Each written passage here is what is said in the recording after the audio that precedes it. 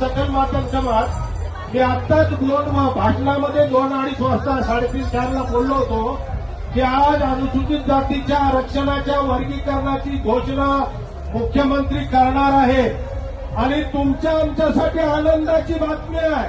सर्वांनी टाळ्या वाजून स्वागत करायचं आहे. मुख्यमंत्र्यांनी एसपी कॉलेज पुणे येथे आत्ताच अर्ध्या तासापूर्वी अनुसूचित जातीचं आरक्षण करणार अशी घोषणा केलेली आहे.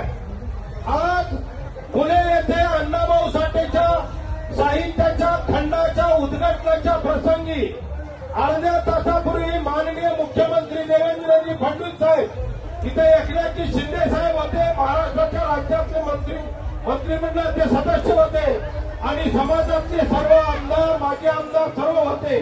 त्यांच्यासमोर आज 1 ऑगस्टला माननीय मुख्यमंत्री देवेंद्र फडणवीस साहेबांनी अनुसूचित जातीच्या आरक्षणाचं वर्गीकरण लवकरच करू अशी घोषणा केलेली आहे.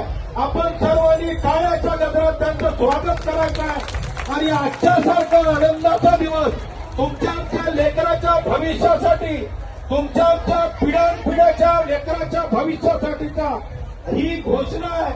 एका ऑगस्टच्या महिन्याच्या शेवटपर्यंत आपलं शासन निर्णय तशा पद्धतीचं अनुसूचित जातीच्या आरक्षणाचं वर्गीकरणाचं आपल्या हातात पडेल अशी आशा आहे. सर्व समाज बांधवांनी आजच्या मागच्या 1 ऑगस्ट 2024ला आरटीची घोषणा झाली.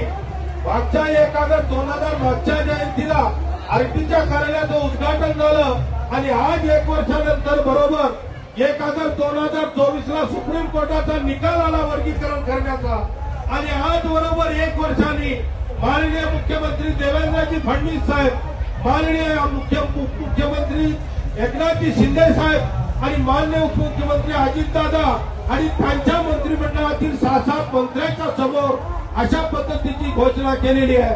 महाराष्ट्रातील मातंग समाज, सकल मातंग समाज या सरकारचं, महायुती सरकारचं आभारी आहे आणि समाज बांधवांना विनंती आहे की हा आनंदाचा क्षण आपण आज जयंतीच्या दिनी साजरा करावा ही विनंती. धन्यवाद.